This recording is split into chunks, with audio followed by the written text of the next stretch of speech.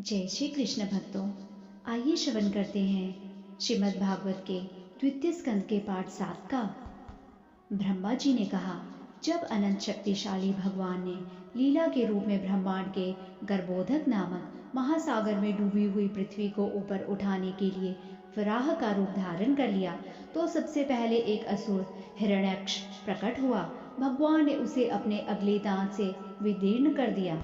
इस ब्रह्मांड के प्रथम देवता ब्रह्मा जी है और हिरण्याक्ष इसका प्रथम असुर है। सर्वप्रथम प्रजापति की पत्नी आकुति के गर्भ से सुयज्ञ उत्पन्न हुआ। फिर सुयज्ञ ने अपनी पत्नी दक्षिणा से सुयम इत्यादि देवताओं को उत्पन्न किया। सुयज्ञ ने इंद्रदेव के रूप में तीनों लोगों के महान कलेश कम कर दिए थे। फलतः मानव मात्र के परमपिता स्वयंभू मनु ने उसे हरिनाम से पुकारा। यदि शास्त्रों में किसी अवतार के पिता का तथा प्रकट होने वाले ग्राम या स्थान का उल्लेख नहीं है, तो उसे भगवान का अवतार नहीं माना जा सकता। भागवत पुराण में कल्कि अवतार के पिता तथा जहाँ अवतार होगा उस ग्राम का नाम निर्देशित है। फलतः कोई भी बुद्धिमान पुरुष किसी सस्ते अवतार को शास्त्रों को देखे बिना स्वीकार नहीं करेगा। इसके पश्चात भगवान कपिल रूप में अवतरित हुए और प्रजापति ब्राह्मण कर्दम तथा उनकी पत्नी देवहूति के पुत्र रूप में अन्य 9 स्त्रियां के साथ जन्म लिया। उन्होंने अपनी माता को आत्म साक्षात्कार के विषय में शिक्षा दी, जिससे वे उसी जीवन काल में संसारिक रूपी कीचड़ से विमल हो गई और उन्होंने मुक्ति प्राप्त की, जो कपिल का मार्ग है। अत्रि मुनि ने भगवान से संतान के लिए प्रार्थना की और उन्होंने प्रसन्न होकर स्वयं ही अत्रि के पुत्र दत्तात्रेय के रूप में अवतार ग्रहण करने का वचन दिया और भगवान के चरण कमलों की कृपा से अनेक यदु, हैय इत्यादि पवित्र हुए और उन्होंने भौतिक तथा आध्यात्मिक दोनों ही वर प्राप्त किए। विभिन्न लोगों की उत्पत्ति करने के लिए मुझे तपस्या करनी पड़ी और तब भगवान ने मुझसे प्रसन्न होकर चारों कुमारों सनक, सनत कुमार, सनंदन तथा सनातन के रूप में अवतार लिया। पिछली सृष्टि में आध्यात्मिक सत्य आत्मज्ञान का विनाश हो चुका था, किंतु इन चारों कुमारों ने इतने स्पष्ट ढंग से उसकी व्याख्या की कि मुनियों को तुरंत सत्य का साक्षात्कार हो गया। उन्होंने अपनी तपस्या की विधि प्रदर्शित करने के लिए धर्म की पत्नी तथा दक्ष की पुत्री मूर्ति के गर्भ से नर तथा नारायण युगल रूपों में जन्म लिया। कामदेव की सखियां, स्वर्ग की सुंदरियां उनका व्रत भंग करने आई, किंतु वे असफल रही, क्योंकि उन्हें भगवान के शरीर से अपने समान अनेक सुंदरियां उत्पन्न होती दिखाई पड़ी। राजा की उपस्थिति में सौतेली माता के कटु वचनों से अपमानित होकर राजकुमार ध्रुव बालक होते हुए भी वन में कठिन तपस्या करने लगे और भगवान ने उनकी प्रार्थना से प्रसन्न होकर उन्हें ध्रुवलोक प्रदान किया, जिसकी पूजा ऊपर तथा नीचे के लोकों के सभी मुनि करते हैं। महाराज वेन कुमार्गामी हो गया, अतः ब्राह्मणों ने व्रज शाप से उसे दंडित किया। इस प्रकार राजा वेन अपने सत्कर्मों तथा ऐश्वर्य के सहित भस्म हो गया और नरक के पथ पर जाने लगा, किंतु भगवान ने अपनी अहेतु की कृपा से उसके पुत्र पृथु के रूप में जन्म लेकर शापित राजा वेन को नरक से उबारा और पृथ्वी का दोहन करके उससे सभी प्रकार की उपजें प्राप्त की। राजा नाभि की पत्नी सुदेवी के पुत्र के रूप में भगवान प्रकट हुए और ऋषभ देव कहलाए। अपने मन को समदर्शी बनाने के लिए उन्होंने जड़ योग साधना की। इस अवस्था को मुक्ति का सर्वोच्च सिद्ध पद भी माना जाता है, जिसमें मनुष्य अपने में ही स्थित रहकर पूर्ण रूप से संतुष्ट रहता है। मेरे द्वारा अर्थात ब्रह्मा संपन्न यज्ञ में भगवान हैग्रीव अवतार के रूप में प्रकट हुए। वे साक्षात यज्ञ हैं और उनके शरीर का रंग सुनहरा है। वे साक्षात वेद भी हैं और समस्त देवताओं के परमात्मा हैं। जब उन्होंने श्वास ली तो उनके नथुनों से समस्त मधुर वैदिक स्तोत्रों की ध्वनियां प्रकट हुई। कल्प के अंत में भावी वैवस्वत मनु सत्यव्रत देखेंगे कि मत्स्य अवतार के रूप में श्री भगवान पृथ्वी पर्यंत सभी प्रकार की जीवात्माओं के आश्रय हैं। तब कल्प के अंत में जल में मेरे भय से सभी वेद मेरे अर्थात ब्रह्मा मुंह से निकलते हैं तथा भगवान उस प्रवाह जल का राशि आनंद उठाते हुए वेदों की रक्षा करते हैं। तब आदि भगवान मथानी की तरह उपयोग में लाए जा रहे मंद्राचल पर्वत के लिए धूरी आश्रय स्थल के रूप में कच्छप रूप में अवतरित हुए। देवता तथा असुर अमृत निकालने के उद्देश्य से मंदराचल को मथानी बनाकर क्षीर सागर का मंथन कर रहे थे। यह पर्वत आगे पीछे घूम रहा था, जिससे भगवान कच्छप की पीठ पर रगड़ पड़ रही थी। तब वे अघजगी निद्रा में थे और खुजलाहट का अनुभव कर रहे थे। उनकी पीठ रगड़ी जाने लगी। श्री भगवान ने देवताओं के अदम्य भय को मिटाने के लिए नृसिंह देव का अवतार ग्रहण किया। उन्होंने असुरों के उस राजा हिरण्यकशिपु को अपनी जांघों में रखकर अपने नाखूनों से विदीर्ण कर डाला, जो हाथ में गदा लेकर भगवान को ललकार रहा था। उस समय उनकी भौहें क्रोध से फड़क रही थी और दांतों के कारण उनका मुख भयावना लग रहा था। अत्यंत बलशाली मगर के द्वारा नदी के भीतर पांव पकड़ लिए जाने से हाथियों का नायक अत्यंत पीड़ित था। उसने अपनी सूंड में कमल का फूल लेकर भगवान को इस प्रकार संबोधित किया, हे आदि भोक्ता, ब्रह्मांड के स्वामी, हे उदारक, हे तीर्थ के समान विख्यात, आपके पवित्र नाम जो जपे जाने के योग्य है, उनके श्रवण मात्र से ही सभी लोग पवित्र हो जाते हैं। हाथी की पुकार सुनकर श्री भगवान को लगा कि उसे उनकी अविलंब सहायता की आवश्यकता है, क्योंकि वह घोर संकट में था। तब पक्षीराज गरुड़ के पंखों पर आसीन होकर भगवान अपने आयुध चक्र से सज्जित होकर वहां पर तुरंत प्रकट हुए। उन्होंने हाथी की रक्षा करने के लिए अपने चक्र से मगर के मुंह के खंड खंड कर दिए और हाथी के सूंड से पकड़कर उसे बाहर निकाल दिया। भगवान समस्त भौतिक गुणों से परे होते हुए भी अदिति के पुत्रों आदित्यों के गुणों से कहीं बढ़कर थे। वे अदिति के सबसे कनिष्ठ पुत्र के रूप में प्रकट हुए और क्योंकि उन्होंने ब्रह्मांड के समस्त ग्रहों को पार किया, अतः वे पूर्ण पुरुषोत्तम भगवान हैं। उन्होंने 3 पग भूमि मांगने के बहाने से बलि महाराज की सारी भूमि ले ली। उन्होंने याचना इसलिए की क्योंकि बिना याचना के सन्मार्ग पर चलने वाले से कोई उसकी अधिकृत संपत्ति नहीं ले सकता। अपने सिर पर भगवान के कमलपाद प्रक्षालित जल को धारण करने वाले बलि महाराज ने अपने गुरु द्वारा मना किए जाने पर भी अपने वचन के अतिरिक्त मन में अन्य कुछ धारण नहीं किया। राजा ने भगवान के तीसरे पग को पूरा करने के लिए अपना शरीर समर्पित कर दिया। ऐसे महापुरुष के लिए अपने बाहुबल से जीते गए स्वर्ग के साम्राज्य का भी कोई महत्व नहीं था। हे नारद, तुम्हें श्री भगवान ने अपने हंसा अवतार में ईश्वर के विज्ञान तथा दिव्य प्रेम भाव के विषय में शिक्षा दी थी। वे तुम्हारी अगाध भक्ति से अत्यधिक प्रसन्न हुए थे। उन्होंने तुम्हें भक्ति का पूरा विज्ञान भी अत्यंत सुबोध ढंग से समझाया था, जिसे केवल भगवान वासुदेव के प्रति पूर्ण समर्पित व्यक्ति ही समझ सकते हैं। भगवान ने मनु अवतार लिया और वे मनुष्य वंश के वंशज बन गए। उन्होंने अपने शक्तिशाली सुदर्शन चक्र से दुष्ट राजाओं का दमन करके उन पर शासन किया।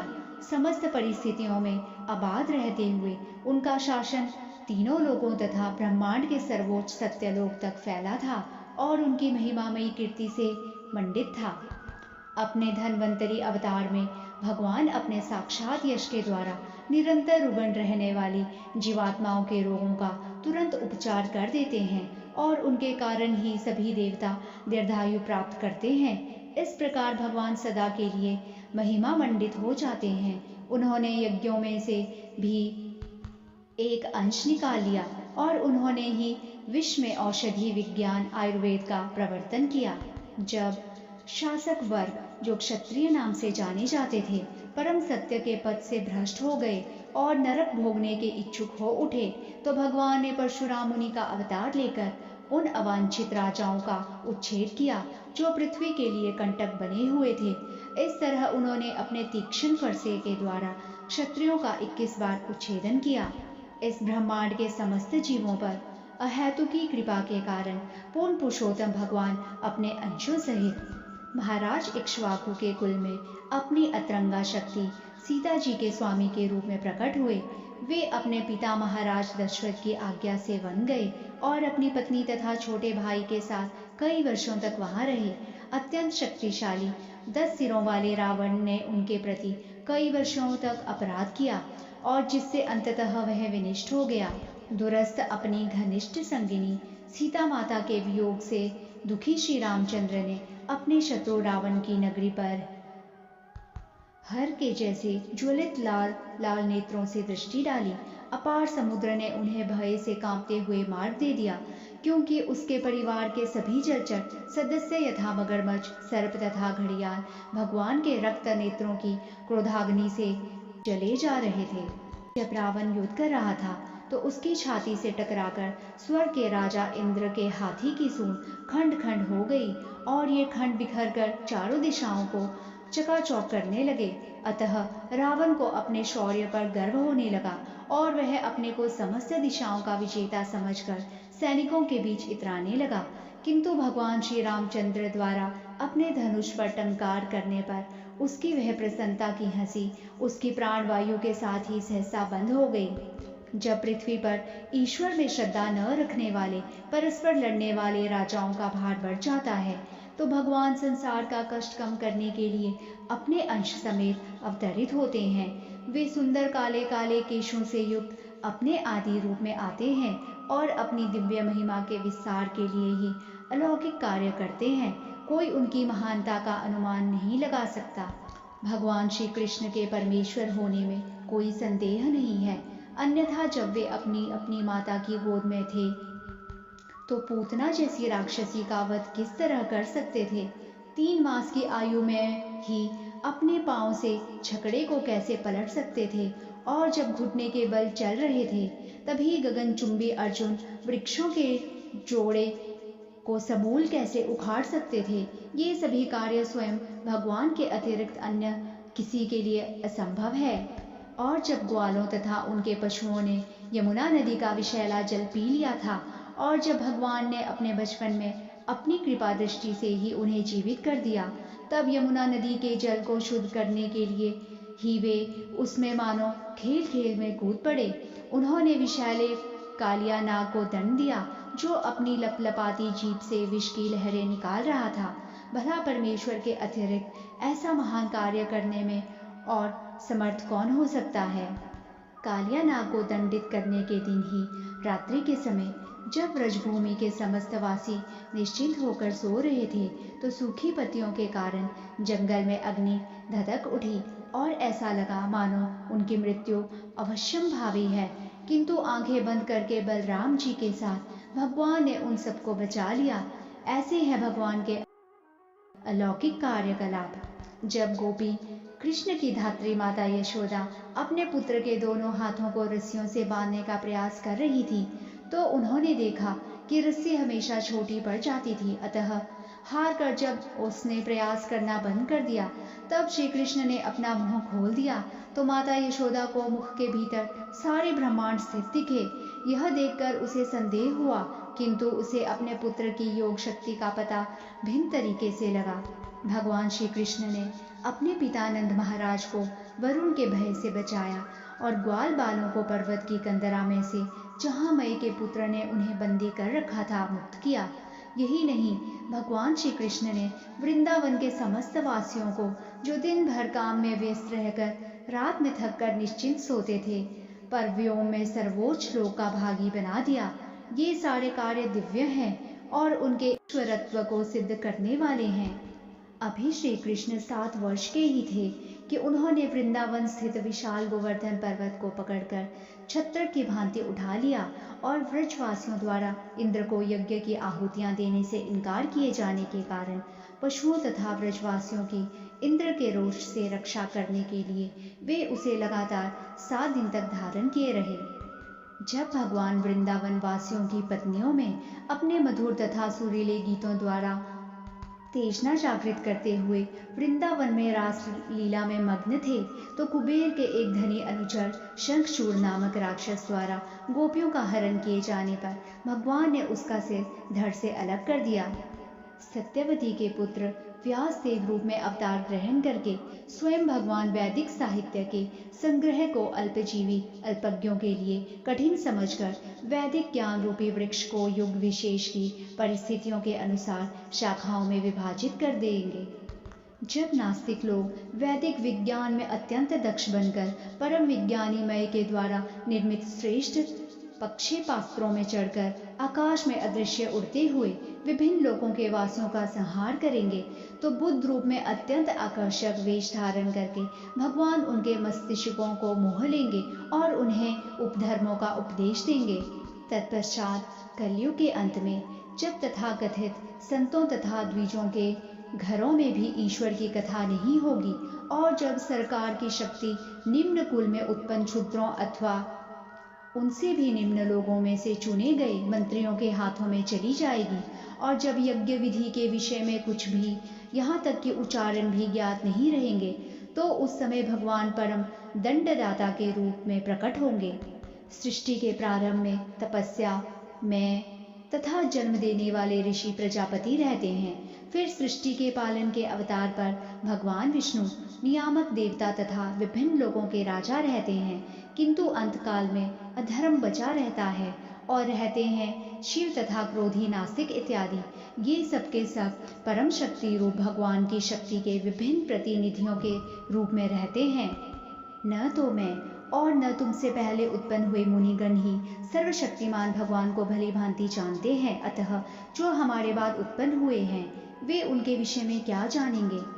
किंतु यदि भगवान की सेवा में निश्चल भाव से आत्मसमर्पण करने से परमेश्वर की किसी पर विशेष कृपा होती है, तो वह माया से दुर्लभ सागर को पार कर सकता है और भगवान को जान पाता है।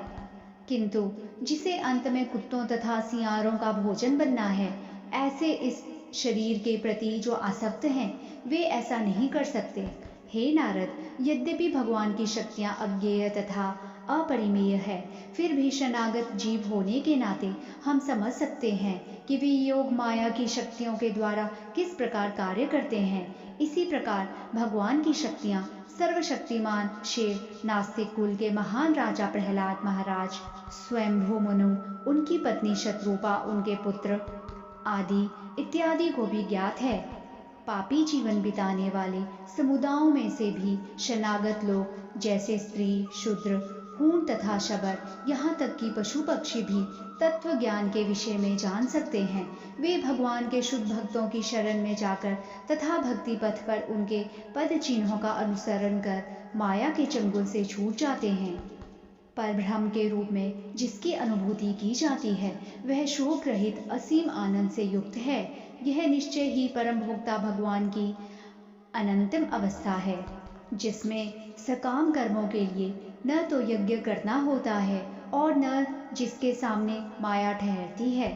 ऐसी दिव्य अवस्था में ज्ञानियों तथा योगियों द्वारा न तो कृत्रिम रीति से मन को वश में करने की, न ही कल्पना या चिंतन की आवश्यकता रहती है। मनुष्य ऐसी विधियों को उसी प्रकार त्याग देता है जिस प्रकार स्वर्ग का राजा इंद्र कुआं खोदने का कष्ट नहीं करता। प्रत्येक जीवात्मा अजन्मा है, अतः इस भौतिक तत्वमय शरीर के विनिष्ट होने के बाद भी यह शरीर उसी प्रकार बना रहता है जिस प्रकार शरीर के भीतर वायु रह जाती है। हे पुत्र, मैंने तुम्हें संक्षेप में प्रकट जगतों के सृष्टा पूर्ण पुरुषोत्तम भगवान के विषय में बतलाया है। ब्रह्मा जी ने नारद जी से कहा, गोचर तथा तात्विक अस्तित्व का कारण हरि के अतिरिक्त और कोई नहीं है। पूर्ण पुरुषोत्तम भगवान ने ही मुझे यह श्रीमद् भागवत नामक तत्व ज्ञान संक्षिप्त रूप में बतलाया था और यह उनकी विभिन्न शक्तियों का संग्रह है। अब तुम स्वयं इस ज्ञान का विस्तार करो। ब्रह्मा जी ने नारद जी से कहा, तुम इस भगवत ज्ञान का संकलन पूर्वक इस विधि से वर्णन करो, जिससे कि सभी मनुष्य प्रत्येक जीव के परमात्मा तथा समस्त शक्तियों के आधार स्वरूप भगवान हरि के प्रति दिव्य भक्ति उत्पन्न कर सकें। विभिन्न शक्तियों से संबंधित भगवान के कार्यकलापों का वर्णन, उनकी प्रशंसा तथा उनका श्रवण परमेश्वर की शिक्षाओं के अनुसार होना चाहिए। यदि नियमित रूप से श्रद्धा तथा सम्मान पूर्वक ऐसा किया जाता है, तो मनुष्य निश्चित रूप से भगवान की माया से उबर जाता है। जय श्री कृष्ण भक्तों, यहाँ पर श्रीमद् भागवत के द्वितीय स्कंद के पाठ 7 का समापन होता है।